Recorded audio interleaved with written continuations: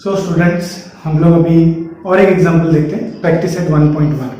ना इधर देखो एग्जांपल लिया हमने 5m - 3n = 19, m - 6n = -7।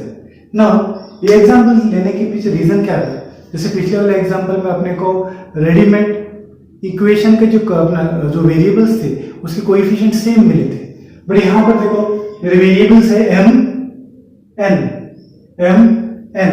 अभी ये वाला जो m है इसका कोएफिशिएंट है 5, इसका है 1, इस n का क्या -3 और 6, अगर n ये इस n का क्या है -6। सो यहाँ पर हम लोग को रेडीमेड ऐसा कुछ भी सेम नहीं मिल रहा है, तो मैं क्या करता हूँ, इनमें से किसी एक को एडजस्ट कर लेता हूँ। तो एक को एडजस्ट करने के लिए सबसे पहले तो मैं इसको इक्वेशन नंबर्स दे देता हूँ, जैसे मैंने लास्ट टाइम एग्जांपल में बताया था।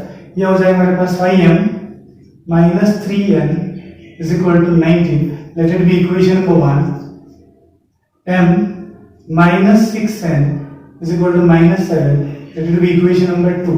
ऐसे दो इक्वेशंस मैंने लिख ली, फाइन।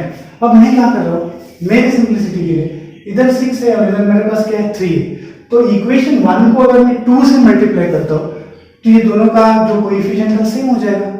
समझा मैं क्या बोल रहा हूँ?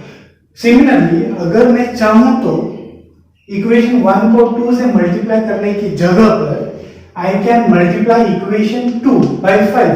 उससे क्या होगा बताओ, इस यहाँ पर m के बाजू में 5 आएगा तो ये दोनों सेम हो जाएंगे ना, और ये सब के सब चेंज हो जाएगा, नो डाउट।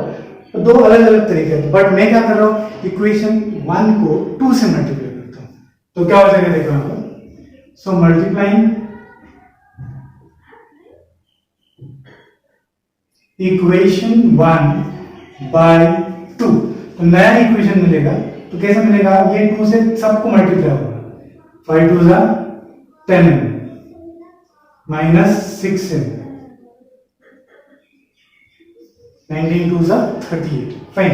नाउ इसको मैं इक्वेशन नंबर दे दूंगा 3, नया इक्वेशन मिलेगा जिसमें 2 and 3 में देखो 6 and 6 सेम दिखाई दे रहे हैं, तो ये जो इक्वेशन उसको नीचे लिख लेता हूं, m - 6n = -7, इक्वेशन नंबर 2। अभी ऐसे एक ही चीज क्यों लिख के लिए मैंने, जैसे लास्ट टाइम भी हम लोग आपको बताया था, यहां पर दोनों का सेम कोएफिशिएंट दिखाई दे रहा है n का। अब मैं इसको एलिमिनेट कर सकता हूं, बट एलिमिनेट करने के लिए सबसे पहले देखो दोनों का साइन सेम है तो मुझे सबट्रैक्ट करना पड़ेगा। तो मैं क्या करता हूं यहां पर, अभी subtracting equation 2 from 3, तो 2 को 3 में से subtract करते हो ना। subtract करते वक्त सबसे इंपॉर्टेंट थिंग हमको साइन चेंज करना है। तो देखो ये प्लस था, कुछ नहीं मतलब प्लस है ना, तो ये हो गया माइनस, ये माइनस था तो ये हो गया प्लस, ये जो माइनस था ये भी क्या होगा मेरे पास प्लस। अब क्या हो जाएगा देखो, ये जो टर्म है ये पूरा का पूरा कैंसिल हो जाएगा, -6n + 6n कैंसिल होकर अभी 0 बचा होगा, उधर कुछ बचा इसमें कैंसिल। इधर 10m - m, तो 10m में से एक m गया तो कितना बचा 9m = अब 38 + 7, फाइन। तो 38 + 7 करूंगा तो कितना हो जाएगा मेरे पास, तो मेरे पास हो जाएगा 38 में से इसको 2 दे दिया 45।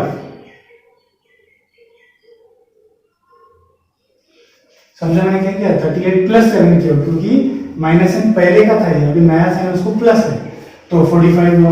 अब ये 9m के साथ मल्टीप्लिकेशन में उधर गया तो क्या हो जाएगा डिवाइड, तो m = 45/9, therefore m = 9 1 जा 9, 9 5 जा 45, so m क्या मिला मुझे 5।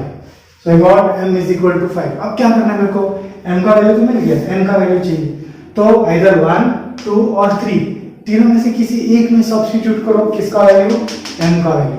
तो मेरे लिए जो आसान रहेगा मैं उधर सब्स्टिट्यूट करता हूं, मेरे ख्याल से मेरे लिए आसान तो इक्वेशन नंबर 2 है, तो सब्स्टिट्यूटिंग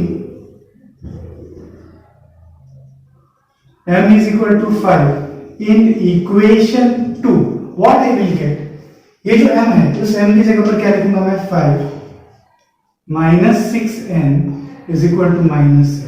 ना ये +5 उधर जाएगा तो क्या हो जाएगा -5, सो -6n = -7 - 5। अब क्वेश्चन है मेरे पास जो प्लेस का कंस्टेंट है, इसके लिए मैं इसका आंसर इधर ही लिख रहा हूँ। तो ये क्या हो जाएगा देखो, -7 -5 हो जाएगा ऐड, 7 + 5 12, बड़ा कौन है 7, उसको कौन सा साइन है minus, so this will become -12। ना ये माइनस में माइनस क्या हो जाएगा कैंसिल, ये 6 इधर डिवाइड हो जाएगा, तो फॉर n = 12/6, n = क्या मिला मुझे 2। सो सिमिलर ऐसे हम लोगों को रिक्वायर्ड सॉल्यूशन m = क्या मिला मुझे 5 एंड n = 2। ऐसे तो मेरे पास सॉल्यूशंस मिले। तो इस सब में हम लोग ने अलग क्या देखा कि इधर जो मेरे पास कोएफिशिएंट थे वेरिएबल्स के वो अलग अलग थे, फिर मैंने मल्टीप्लाई करके उसको सेम करके दिया, जैसे इक्वेशन 1 को 2 से मल्टीप्लाई किया और ये सेम हो गया 6 फाइन। मैंने आपको इसके पहले ही बताया था, मैं इक्वेशन 2 को 5 से मल्टीप्लाई करके भी सेम कर सकता हूँ, किसको m के कोएफिशिएंट को। वो आप खुद से ट्राई करो और आपको सेम आंसर आता है कि नहीं मेरे को कमेंट करके बताओ फाइन।